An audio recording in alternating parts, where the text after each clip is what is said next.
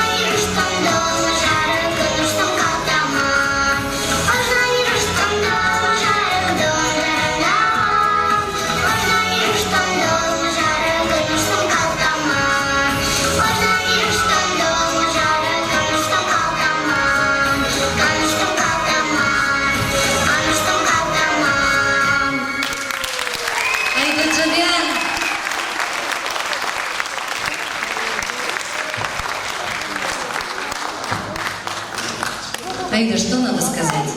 Спасибо. По-осетински.